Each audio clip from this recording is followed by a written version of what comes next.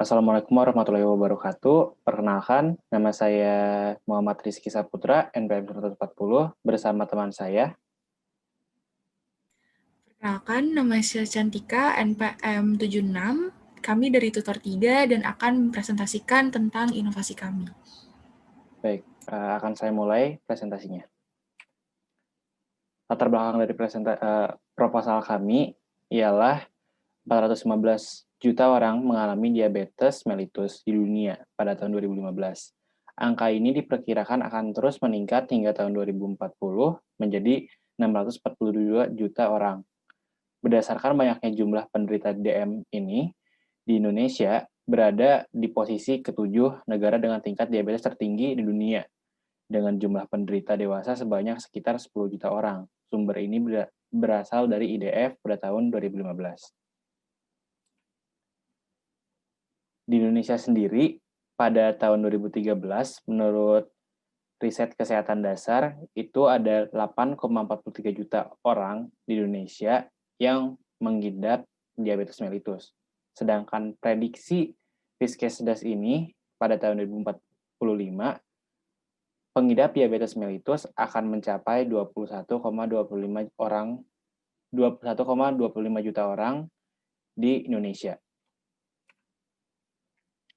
Sedangkan 90% penderita diabetes mellitus itu sendiri merupakan penderita diabetes mellitus tipe 2 atau DM tipe 2.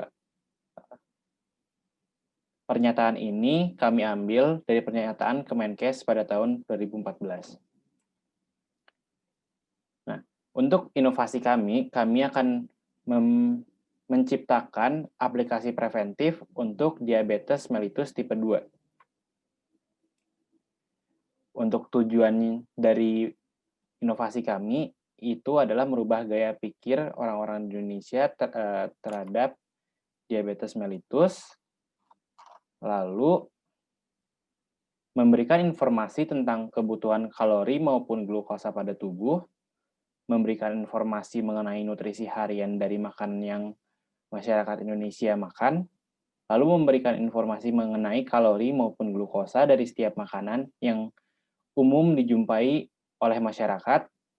Yang terakhir adalah merencanakan target pencapaian berat badan ideal dengan asupan nutrisi dari makanan yang dijaga setiap harinya. Manfaat dari aplikasi ini ialah masyarakat nantinya dapat menjaga pola makan dengan baik dan benar.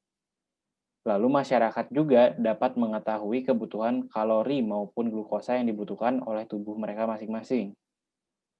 Lalu masyarakat pun mengetahui nutrisi harian dari setiap makanan maksimalnya berapa atau minimalnya berapa.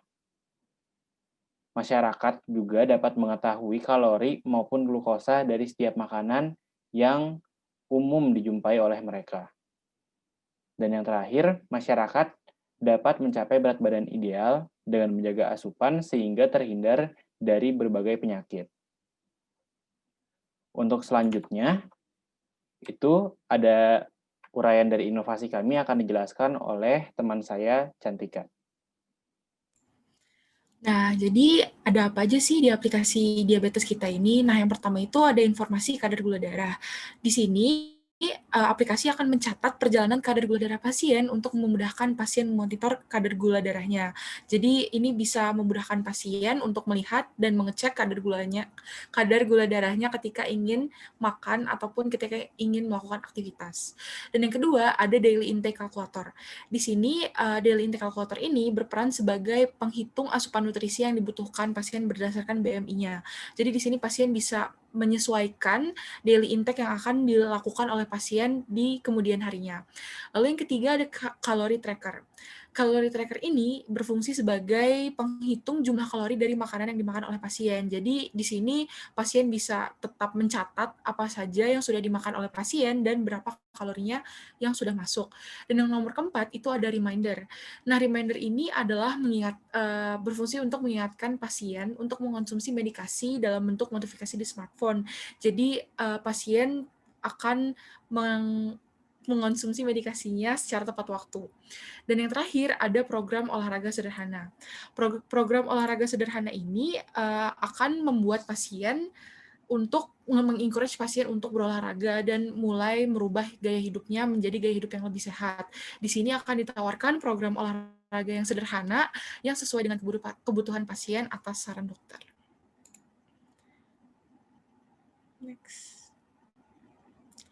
Nah, tahapan pekerjaan dari inovasi kami ini yang pertama adalah mengumpulkan informasi-informasi seperti bagaimana kelakuan atau mungkin compliance dari pasien diabetes DM tipe 2 di Indonesia, dan mungkin apa saja yang dibutuhkan oleh pasien diabetes tipe 2 untuk melakukan medikasi secara mandiri, dan minimalnya supervisi dari dokter ataupun caretaker. Dan yang kedua itu adalah membuat konsep prototype.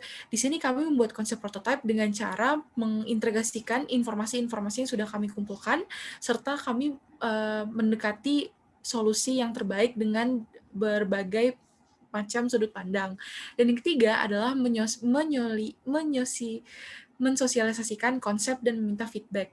Di sini setelah kami berhasil untuk menyusun konsepnya, dan setelahnya kami akan meminta feedback dari teman-teman, dokter, dan mungkin para ahli untuk bagaimana plus minusnya, pro kontranya dari konsep inovasi yang kami buat. Dan yang keempat itu adalah mencari pihak yang dapat diajak bekerja sama. Di sini karena kami akan merilis sebuah aplikasi, sehingga kami membutuh bantuan seperti programmer yang dapat membuat aplikasi tersebut untuk berfungsi dengan baik. Dan yang terakhir adalah mencoba prototipe yang telah dibuat. Setelah kami berhasil membuat aplikasinya, prototipe telah dibuat, dan kami akan mencoba prototipe terlebih dahulu sebelum kita launch kepada masyarakat. Next. Nah, terima kasih teman-teman dan dokter semua. Dengan adanya aplikasi ini, diharapkan kebutuhan pasien dapat meningkat, sehingga angka komplikasi dari DM tipe 2 dapat menurun, dan meningkatkan awareness tentang DM tipe 2 di Indonesia. Terima kasih.